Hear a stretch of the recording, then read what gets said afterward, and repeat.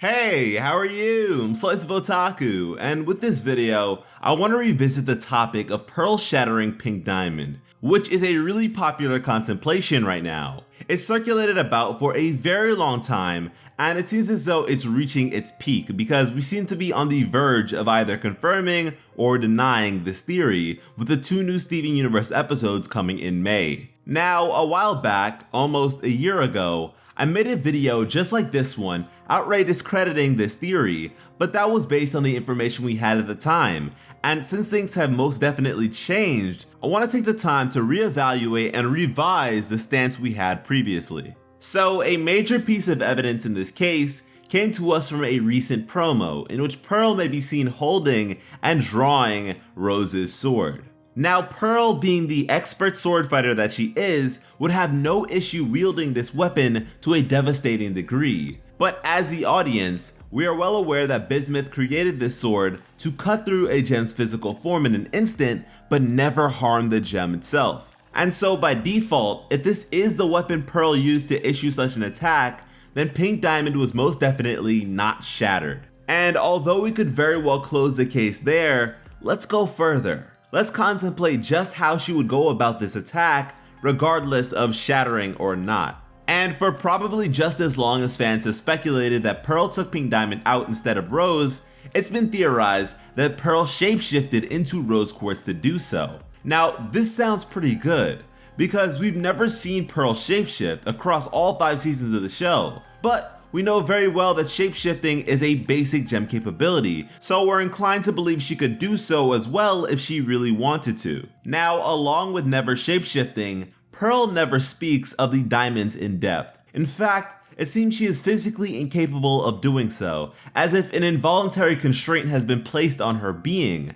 And so these 2 cases may be tied together by some unknown reasoning we just don't know yet. But something that has recently amplified this belief that Pearl shapeshifted into Rose happens to be one of the episode titles for an upcoming Steven Universe episode, A Single Pale Rose. Now, because we've seen the likes of Garnet and more notably Amethyst shapeshift into different characters, we know of 2 constants that cannot be altered: gem placement and coloration. Now, Pearl's gem is located on her forehead, while Rose has hers on her navel area. Luckily, the density and style of Rose's hair blocks her forehead, so Pearl's gem would be hidden, and it's made clear that gems can shapeshift fake gemstones as well, so she'd be good there.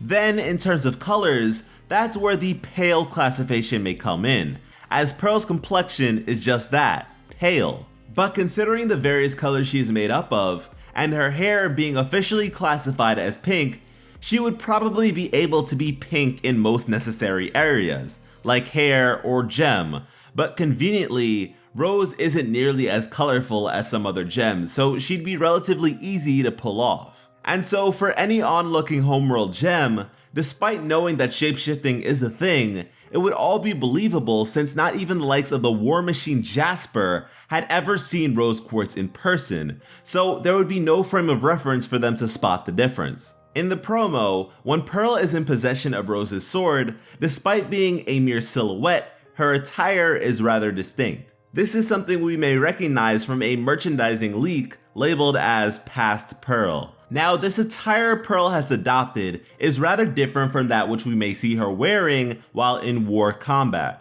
where we can also see a design of Garnet which was labeled to be Past Garnet. And we know that Pearl's involvement with the crystal gems predates that of Garnet's, as we even know Rose recruited Pearl before the revolution even broke out. So oddly enough, this dress is something that appears during the war for some reason. Now, like Rose, Pearl, as her right hand, would of course be recognized as a criminal by Homeworld for several hundred years. And although imposing sanctions so that no Rose Quartz gems were in use near Pink Diamond would be a trivial matter, a Pearl may be found accompanying just about any Homeworld elite, so her sneaking in would be easy, but at the same token, she would need an owner, which makes that possibility a bit fishy. Point is, there must be a logical explanation behind this sudden attire change. From there, let's look at some other oddities. Rose Quartz may be seen inside of Pink Diamond's palanquin,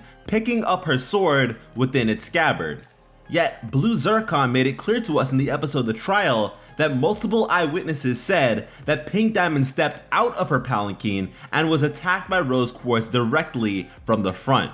So for her sword to end up within the palanquin already sheathed does not correspond with this. Something else is that we're able to see this silhouette of Pearl draw Rose's sword in an attacking stance. To believe this to be Pearl attacking Pink Diamond is to discredit the belief that she shapeshifted to do the deed. You really can't have both. And if you still believe this to be Pearl attacking Pink Diamond, then why did every eyewitness truthfully believe Rose was the one to do this? And of course, we have to remember Blue Zircon's key observation, that a diamond is the only one who could have orchestrated such a plot. And guys, this was the closing statement of the trial for a reason.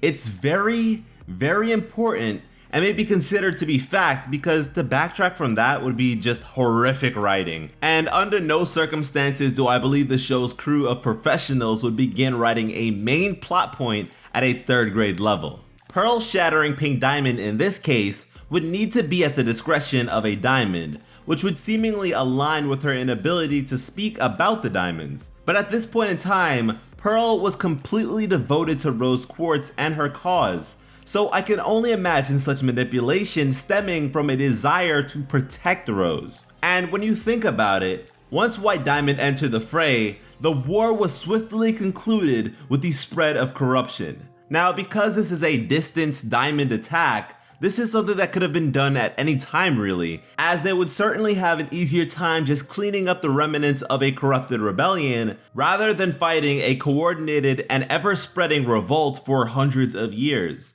But due to the nature of the attack, doing so without proper reasoning and or conviction would only lead to more questioning within their midst, which they certainly don't desire, as no homeworld gems knew about corruption.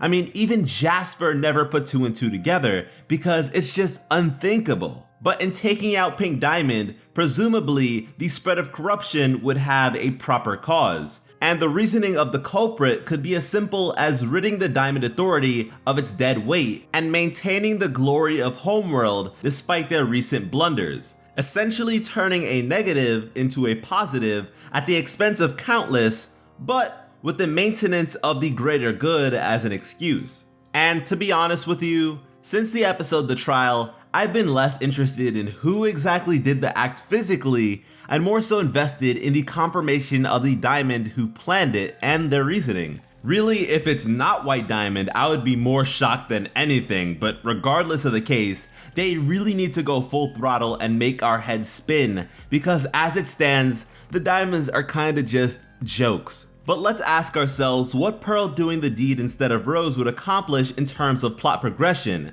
Like, where would that take us differently? And personally, I can't help but feel like it would serve to diminish the leadership discretion we have thus far attributed to Rose Quartz. And although I don't think that that is inherently bad, I do wonder just how much more we can warp the original image of Rose. Because even with her being gone, we have stripped away so much of the original portrayal that not only are our own feelings towards her mixed and confusing, but the same can be said for Steven. And so yeah, I'm so confused by this that I really can't tell whether this is a genius manipulation of my emotions or just plain reckless. But I will say that a benefit of closing this chapter on Pearl having been a pawn would be a seamless transition into redirecting our focus at the controlling figure behind all of this, which just sounds like exactly what we need. So if Pearl's involuntary covering is in any way intertwined in all of this, then I hope she did attack Pink Diamond. And I mean, although Pink Diamond is coded to be the portrayal of a child, Pearl did contemplate ending the life of an infant Steven if it meant getting Rose back, so I don't doubt her conviction. And so guys, keeping in mind all of the points we've discussed in this video, do you believe that Pearl was the one to shatter Pink Diamond and not Rose? And what sort of impact do you think such a revelation would have on the Crystal Gems, or even the plot at large? Let me know down below. Thank you all so much for watching and have an awesome day. I love you.